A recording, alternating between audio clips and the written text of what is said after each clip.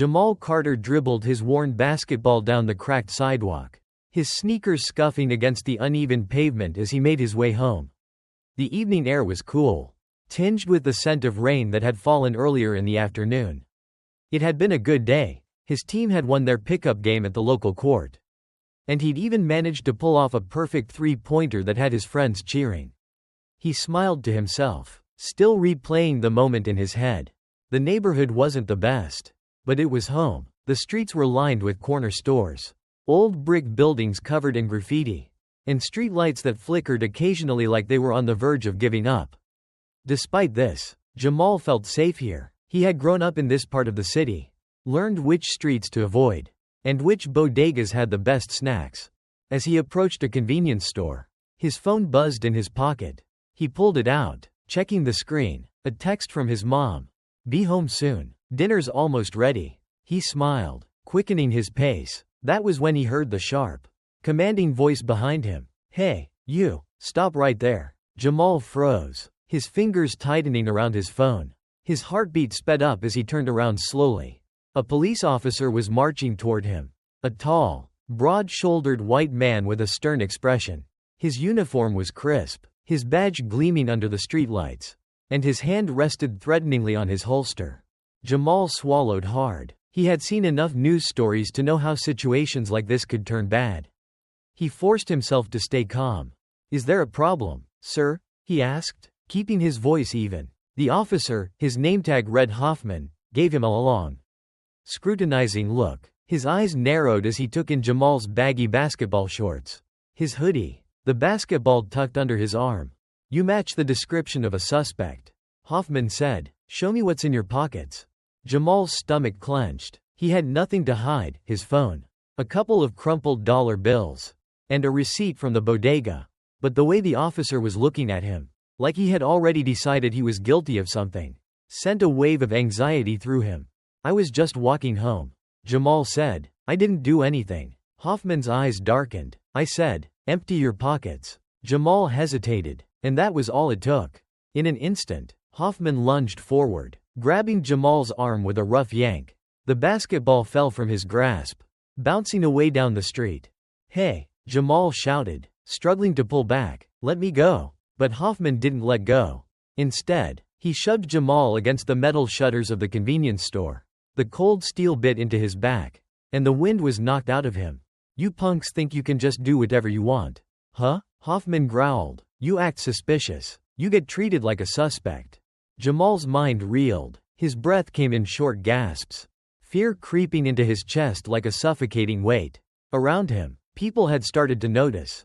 A few pedestrians stopped, some pulling out their phones, recording. "I didn't do anything," Jamal gasped. "Shut up," Hoffman snarled, his grip tightening. And then, with all the force of his authority, he slammed Jamal to the ground. Jamal hit the pavement hard. Pain exploded through his side as he landed awkwardly, his breath whooshing out of his lungs. His hands scraped against the rough concrete, skin breaking and blood spotting the ground beneath him. Around him, voices rose in alarm. "Hey, what are you doing? That kid didn't do anything. Someone call the cops." "Oh wait. They're the cops." Jamal struggled to get up, but Hoffman pressed a knee into his back, forcing him down. The weight was crushing, and panic surged through him. "Stop resisting," Hoffman snapped. "I'm not," Jamal gasped, but the pressure increased, cutting off his words. The crowd around them grew larger. More people had their phones out, recording everything. A woman's voice rang out. "You're hurting him. He's just a kid." Hoffman ignored them, his face twisted with disdain as he leaned down close to Jamal's ear. "You people never learn, do you?" he muttered, his voice dripping with venom. Jamal clenched his fists. His whole body trembled, not just from pain, but from humiliation. He could hear the murmurs. The murmurs of people who knew what this was. It wasn't about a crime. It wasn't about suspicion. It was about power, about putting him in his place. Tears burned behind his eyes, but he refused to let them fall. A siren wailed in the distance. More police cars. Hoffman finally stood up, yanking Jamal to his feet.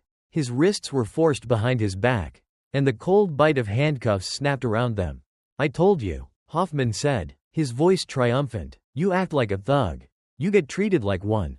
Jamal barely registered the words. All he could think about was the fact that someone was watching. Someone was recording. This moment, this shame, this injustice, wasn't just between him and Hoffman anymore. It was about to go viral. Marcus Carter sat in his Washington, D.C. office, reviewing military reports. When his phone buzzed, he sighed, rubbing his temple, before glancing at the screen. One message, then another, and another, all from his aides. "Sir, you need to see this."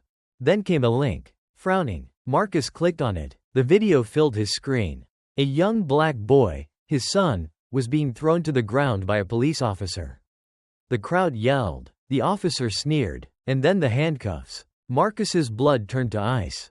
His hands gripped the armrests of his chair as the scene played out before him. The sounds of his son's protests mixing with the jeering voice of the cop. His son, his only son. Marcus felt a slow, burning rage begin to bubble inside him. He had seen things like this before. On the news, on social media, but never had he imagined that one day it would be his son lying on the ground like a criminal. A knock on the door. One of his aides entered. Her expression grim. "Sir," she said carefully, "CNN just picked up the footage. It's all over Twitter. The police department is." But Marcus wasn't listening. He was already reaching for his phone. "Get me the chief of police," he ordered, his voice dangerously calm. The aide hesitated. "Sir, they might try to cover this up." Marcus exhaled sharply through his nose, his jaw tightening. They won't get the chance. Because he wasn't just any man. He was the Secretary of Defense of the United States of America. And someone was about to learn what it meant to cross him. The internet exploded. #Justice for Jamal trended within hours. News stations replayed the footage on a loop. Activists demanded action. Politicians, some supportive, some defensive, scrambled to make statements. And the police department? They stalled. They downplayed it. But Marcus Carter was not a man who waited. This was war. And he never lost. The tension in the Carter household was palpable. Jamal sat on the couch, his hands clenched together, the bruises on his wrists still raw from the handcuffs. His mother, Angela, paced the living room, her eyes red-rimmed from the tears she had tried to suppress. Marcus stood near the window, staring out into the night, his body rigid with controlled fury. The house, usually filled with warmth and laughter, now felt like a battleground. Angela broke the silence first. "I want that man arrested." Her voice was steel, sharp and unwavering. "He humiliated our son. He treated him like garbage. Like he was nothing." Jamal swallowed hard. He had never seen his mother this angry before. It wasn't the kind of anger that exploded outward, it was cold. Simmering. Dangerous. "He's not going to get away with this," Marcus said, finally turning from the window. His voice was calm, but there was something terrifying in his restraint. "Not this time." Jamal lifted his gaze. "They won't believe me," he said quietly. "They never do." Angela stopped pacing. She turned to her son. Her eyes filled with an emotion too heavy to name. "Baby, they will believe you. The whole country saw what happened. They can't ignore this." Marcus sat down beside his son. "This isn't just about you anymore, Jamal. This is about every black kid in this country who has been harassed, beaten, and humiliated by people who think they're above the law."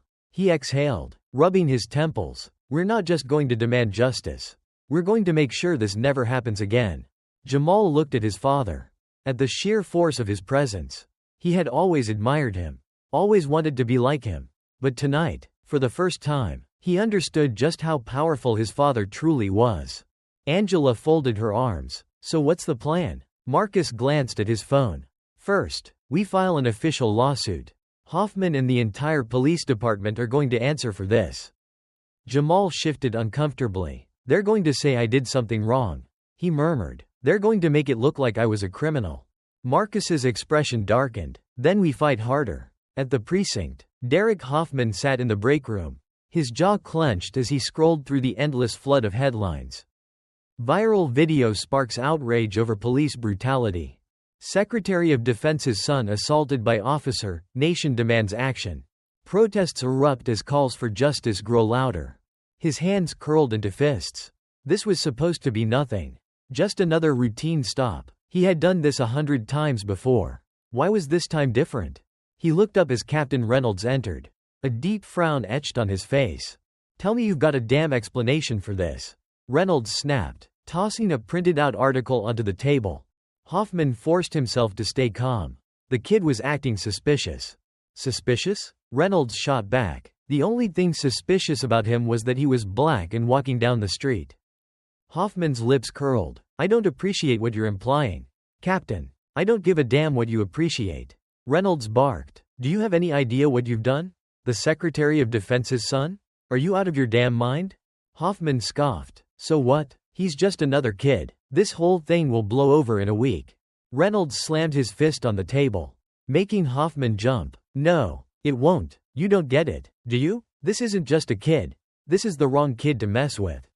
Carter's got power. Real power. You think the mayor, the governor, even the president is going to let this slide?" Hoffman swallowed hard. He had never felt fear like this before. Reynolds exhaled sharply. "We're going into damage control. The department will release a statement about how you were following standard protocol.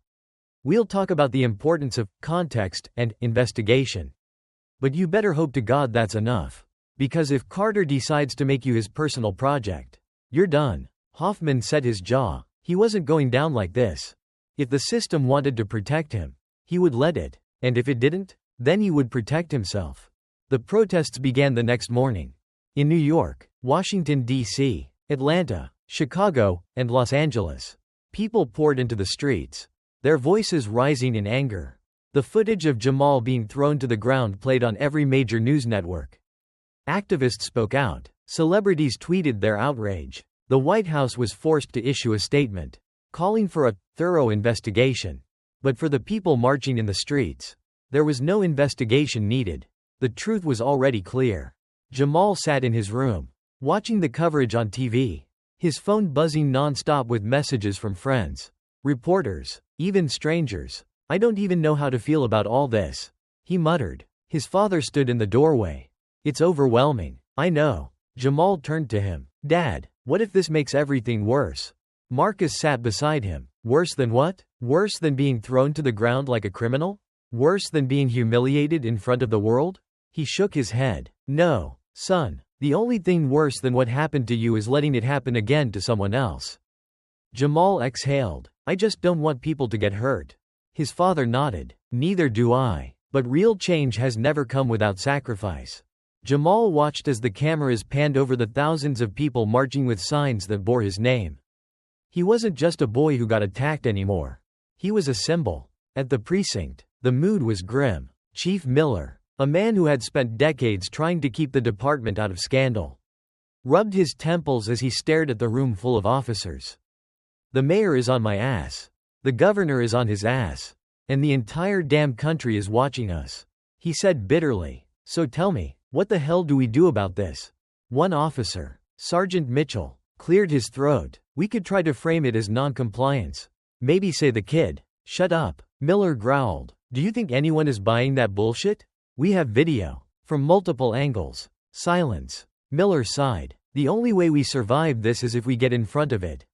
We release Hoffman." Hoffman's head snapped up. "What? You're a liability now," Miller said coldly. "If we defend you, we all go down with you." Hoffman felt something dark coil in his chest. They were throwing him to the wolves. He clenched his fists. If they thought he was just going to let them destroy his career, they were dead wrong. Because Derek Hoffman wasn't going to take the fall for this alone. He was going to fight back. And if that meant burning everything down with him, so be it. The Carter family sat in the conference room of their attorney's office. The walls were lined with shelves of thick legal books. But none of them needed to read a single word to know what was at stake. The gravity of the moment was clear in the air, thick as the tension that gripped Jamal's stomach. Seated at the long mahogany table across from them was Lena Thompson, one of the most respected civil rights lawyers in the country. She was a formidable woman in her late 40s, sharp-eyed and razor-tongued, with a reputation for never backing down against institutions that thought they were untouchable. Lena tapped her fingers on the table, her expression unreadable as she skimmed through the case files in front of her. The video of Jamal's assault had already been dissected 1,000 times on the news, in the streets, in the halls of power. But now, it was time for it to be dissected in a court of law. This isn't just about one officer. Lena finally said, looking directly at Marcus Carter. You understand that, right? Marcus nodded. We're not just here to hold Hoffman accountable. We're here to put the entire system on trial. Lena leaned forward. Good, because they're going to fight this with everything they've got. They'll protect Hoffman for as long as they can. But if they decide he's not worth the trouble, they'll throw him to the wolves and pretend like he was just one bad apple. Angela, who had remained quiet up until now, shook her head. They always say that, just one bad apple, but they never talk about the fact that the whole orchard is rotten. Lena nodded approvingly. That's exactly the argument we're going to make. We're suing the city, the police department, and Hoffman personally. This is a civil rights violation. Plain and simple. Unlawful use of force, abuse of authority, racial profiling. We're hitting them from every angle. Jamal swallowed. Do I have to? He hesitated. Will I have to testify? Lena met his gaze. Not yet. Right now. We're just filing the lawsuit. But if this goes to trial? Yes. You'll have to testify. And they'll try to discredit you. Jamal. They'll dig into your school records. Your social media. Anything they can find to make you look like a troublemaker. Jamal exhaled. He had expected that, but hearing it out loud still made his stomach churn. Marcus placed a reassuring hand on his son's shoulder. You're not doing this alone. Lena straightened her back. The moment we file this, expect retaliation. The department, the police union, conservative media, they'll paint you as the villain. They'll say Hoffman was just doing his job. That you were resisting. That this is all a political stunt because your father is a government official. Angela's eyes flashed with anger. Let them try. Lena smirked. That's the spirit. She slid the official lawsuit documents across the table. Are we ready to go public? Marcus picked up the pen without hesitation and signed his name. It's time. The backlash came fast. The Fraternal Order of Police held a press conference denouncing the lawsuit as an attack on law enforcement. The officers on our streets put their lives on the line every day to protect the public. The spokesperson declared. And yet, here we are, watching an honorable officer be vilified simply for doing his job. We stand firmly behind Officer Hoffman. Meanwhile, conservative news outlets took a different approach. Marcus Carter is weaponizing his position as Secretary of Defense to wage war against police. One commentator sneered, this is nothing but a political hit job to push an anti-police agenda. Others took a more insidious angle. Jamal Carter was no angel. A smug-looking anchor smirked at the camera. Did you know he had a detention on his school record for talking back to a teacher? This kid wasn't exactly a model citizen. Maybe if he had been more respectful, this situation wouldn't have happened. The Carters watched the coverage in silence. The living room filled with the venomous rhetoric spilling from the television. Angela was the first to snap. They're making it sound like Jamal deserved this. Marcus turned off the TV. His expression was controlled, but his fists were clenched so tightly his knuckles turned white. They want us to get emotional, he said. They want us to get distracted. Jamal looked down at his hands. He felt exhausted, overwhelmed. It was surreal, seeing his name on the news every night, hearing people who had never met him decide what kind of person he was. How do we fight this? He asked quietly. Angela took his hand. We don't let them break us. Marcus nodded. And we keep pushing forward. Derek Hoffman sat in his dimly lit apartment, his TV tuned to the same news cycle that had been consuming his life for the past week. His face was everywhere. His name was being dragged through the mud. His job was in jeopardy. And now, his entire career was on the line. He took another swig of whiskey. His jaw tight. He had expected the department to back him. They always had before. But this time was different. This time, they were letting him drown. He had overheard Chief Miller's conversation earlier that day. We have to cut him loose. If we protect Hoffman, it makes the whole department look guilty. If we throw him under the bus, we can make it look like he was just a rogue officer. Not a symptom of something bigger. Hoffman had felt pure, burning rage at those words. So that was it? After years of service, they were abandoning him? No, he wouldn't let that happen. If he was going down, he was taking others down with him. He reached for his phone and dialed a number. A gruff voice answered. What do you want, Hoffman? I have information, Hoffman said. On the department. On everyone. There was a pause. Then, go on. Hoffman smirked. They thought he was a liability? They had no idea what he was capable of. Marcus sat in his office when his secure phone rang. "Sir, you need to see this," his aide said. Minutes later, he was watching a leaked recording on his laptop. It was a voice recording of Derek Hoffman. "I'm telling you, the whole department works this way. Racial profiling? That's policy. They tell us who to target, who to let slide. It's an open secret." Marcus's breath caught. This was huge. More audio played. Chief Miller, Captain Reynolds, they all know. They've been covering this up for years. I'm not the only one. Marcus sat back in his chair, his mind racing. Hoffman had just incriminated the entire police force. This wasn't just about one bad cop anymore. This was systemic corruption. And now, they had the proof. He picked up his phone. "Get me Lena Thompson," he said. Because this war? It had just escalated. The leaked recording spread like wildfire. By morning, every major news station was broadcasting the damning audio of Derek Hoffman admitting that racial profiling wasn't just a personal bias, it was department policy. Marcus Carter sat in his office, watching the latest coverage. The anchor's voice was crisp, edged with the gravity of the situation. This shocking revelation has confirmed what many have suspected for years, that racial profiling and systemic discrimination are deeply embedded in police procedures. The leaked recording, allegedly from Officer Derek Hoffman, directly implicates high-ranking officials in the department, including Chief Miller and Captain Reynolds. Marcus tapped his fingers on his desk. He had spent his entire career maneuvering through political minefields. But this was a war that had just turned in his favor. His phone buzzed. "Lena Thompson." "Marcus." Her voice was sharp. "Urgent. We need to move. Now." "I know," he said. "This changes everything." Lena didn't waste time with pleasantries. "The police department is already scrambling to discredit this. They're claiming the audio is doctored, that it's an attack on law enforcement." Marcus sighed. "Of course they are. They're desperate. And desperate people make mistakes." Lena continued. "But we have momentum. If we file a federal complaint now, we can push for a full-scale Department of Justice investigation into the entire precinct." Marcus's eyes darkened. "Let's do it." Lena didn't hesitate. "I'll get the paperwork ready." As Marcus hung up, he turned to Angela, who had been listening from across the room. "It's happening," he said. She nodded, her arms crossed. "And they won't go down without a fight." Marcus exhaled. He knew she was right. This was only the beginning. Inside the precinct, Chief Miller slammed a stack of files onto his desk, his face red with frustration. "This is a goddamn disaster," he barked. Pacing the room, Captain Reynolds, seated across from him, looked grim. "Hoffman screwed us." Miller's jaw clenched. "That idiot. If he had just kept his mouth shut, we could have contained this. We need damage control," Reynolds said. "The union is still backing us. But if this goes federal." "It won't go federal," Miller interrupted, slamming his fist on the desk. "We shut this down before it gets there."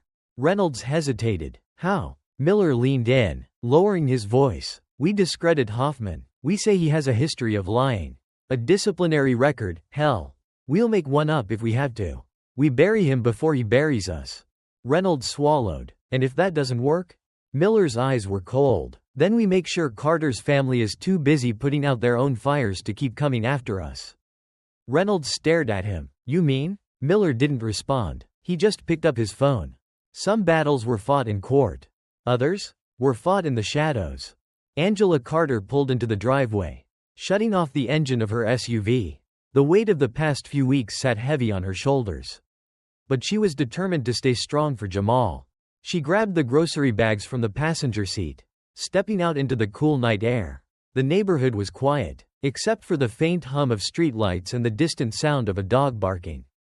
As she reached the front door, she sensed something, a presence. She turned, her heart rate spiking. Across the street, a black sedan sat parked, its headlights off. She couldn't see who was inside, but she knew it wasn't a coincidence.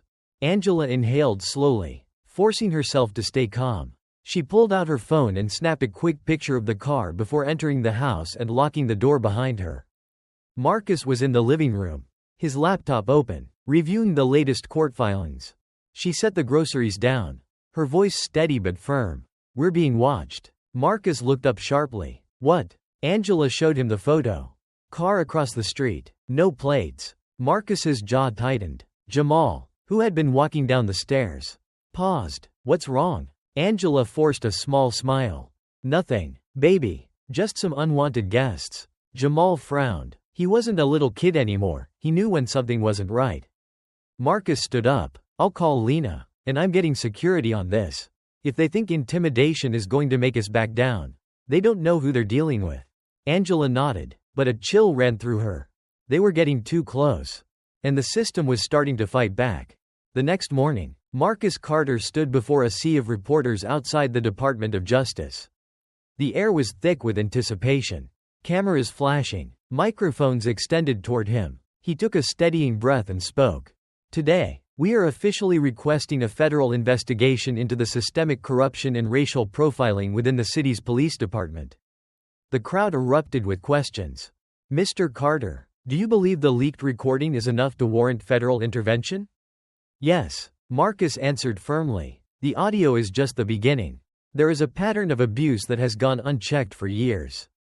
We are demanding accountability, not just for my son, but for every victim who never got justice. A hand shot up. Are you concerned about retaliation? Marcus's eyes darkened slightly. We've already received threats, but let me be very clear, we will not be intimidated. Lena Thompson stepped forward. The police department has operated with impunity for far too long. Today, that ends. We are formally calling on the FBI and the Department of Justice's Civil Rights Division to launch an immediate investigation. The crowd buzzed. This wasn't just a lawsuit anymore. This was a federal case. Meanwhile, inside the precinct, Chief Miller sat stone-faced as he watched the press conference. His phone buzzed with an incoming call from an unknown number. He hesitated before answering. A low voice spoke. This is bigger than you now. Miller, if this goes federal, we all go down. Miller swallowed. He recognized that voice. It belonged to someone higher up. Someone who had kept the system running smoothly in the shadows for years. Then tell me what to do, Miller said, his voice quiet but desperate. There was a pause. Then, the answer came. Handle it, by any means necessary. Miller closed his eyes, because he knew what that meant. And if the Carters thought they had won? They were about to find out how far the system was willing to go to protect itself. The night air in Washington, D.C. was thick with tension. The streets pulsed with the energy of thousands of protesters, their voices rising against the injustice that had gripped the nation. The steps of the Capitol were lined with banners, signs demanding justice, and candles flickering in the wind. Jamal Carter stood in the crowd, his hood pulled up over his head, blending in with the sea of people. He wasn't just a victim anymore. He was a symbol, and the world was watching. He clenched his fists as he listened to the speakers, activists, community leaders, and politicians who had taken up his cause. Their words were fiery, filled with a righteous anger that Jamal had felt in his own bones ever since that night when his face was pressed against the pavement under Derek Hoffman's knee. His father, Marcus Carter, stood at the forefront of the rally, a commanding presence, unwavering in his resolve. The Secretary of Defense had spent his career fighting wars abroad, but now, he was leading a battle right here at home. We have fought wars against tyranny overseas. Marcus's voice rang through the speakers. But how can we call ourselves a free nation when our own children are brutalized in the streets by those sworn to protect them? The crowd roared in agreement. This is not just about my son, Marcus continued, gripping the podium. This is about every black child who has been told they are dangerous before they even speak. Every parent who has to pray that their son or daughter makes it home alive. We will not stop. We will not be silenced. And we will not let them bury the truth. The applause was deafening. But somewhere in the crowd, hidden in the shadows, a pair of cold eyes watched. And they didn't like what they saw. Inside the headquarters of the FBI's Civil Rights Division, the tension was just as thick. Agents crowded around a conference table, listening intently as Lena Thompson laid out the case. We have overwhelming evidence of racial profiling, excessive force, and systemic corruption, Lena said, flipping through a thick file of documents. And now, with Hoffman's recorded confession, we can prove that this wasn't the work of one rogue officer, it's an institutional failure. FBI Special Agent Daniel Torres nodded. The Justice Department has been watching this case closely. With the evidence you presented, we have grounds to move forward. But you know they'll fight back. Another agent warned. They'll claim this is a war on law enforcement. The police union will scream political bias. Lena leaned forward. This isn't about politics. This is about justice. Torres exhaled. Then let's make it official. He turned to his team. As of now, the entire police department is under federal investigation. At the precinct, Chief Miller's phone buzzed. He picked it up with sweaty fingers. His stomach already twisted in knots. The feds are coming, a voice warned on the other end. Miller wiped his forehead. How much do they know? Everything. Hoffman spilled more than we thought. Miller slammed his fist on the desk. Then we need to act now. A pause. Then the voice on the other end gave a chilling order. Shut it down, by any means necessary. Miller swallowed hard. He knew what that meant. And he knew exactly who had to be silenced first. Jamal's room was dark except for the soft glow of his laptop screen. He scrolled through the endless messages flooding his inbox, supporters, activists, journalists asking for interviews. He had never wanted to be famous. Never wanted to be a headline. He just wanted justice. A sharp knock at the front door made him jump. Who is it? Angela's voice called from downstairs. Jamal closed his laptop and listened. Another knock. Then, boom. The door flew open. Angela screamed. Heavy footsteps stormed into the house. Jamal's heart pounded. He bolted from his chair, rushing to the top of the stairs just in time to see two masked men in black tactical gear grab his mother. Mom! Jamal shouted, his voice raw with panic. Angela fought, kicking and thrashing, but they were too strong. One of them slapped a gloved hand over her mouth. Where's the boy? One of them barked. Jamal's blood turned to ice. They were here for him. Adrenaline surged through his veins. He turned and ran back into his room, slamming the door shut. His hands shook as he locked it. His mind racing. Think. His father wasn't home. The security guards were stationed outside, but where were they? Then he remembered the window. With shaking hands, he shoved it open and climbed onto the roof. His breath came in sharp gasps as he crouched, pressing himself against the cold tiles. Below, he could hear them searching for him. A voice cursed. He's not here. Find him. Damn it, we don't have much time. Jamal's heart pounded in his chest. Who the hell were these people? Then, sirens. The red and blue lights of an approaching convoy illuminated the street. Jamal didn't know whether it was police or FBI, but it didn't matter. The masked men ran. Jamal watched from the rooftop as they disappeared into the night. But he knew this wasn't over. They would come again. And next time, they might not miss. Marcus Carter stood at the FBI headquarters, his face carved from stone. They attacked my family, he said, his voice deadly calm. Agent Torres nodded grimly. And that means we have them exactly where we want them. Lena Thompson placed a thick file on the table. We have a direct link between the police department and a private security firm known for doing off-the-books jobs. Marcus clenched his fists. So they hired mercenaries to silence my son? Torres nodded. They underestimated us. But now? We have everything. Marcus turned to Lena. What's the next move? Lena smiled. It wasn't a kind smile.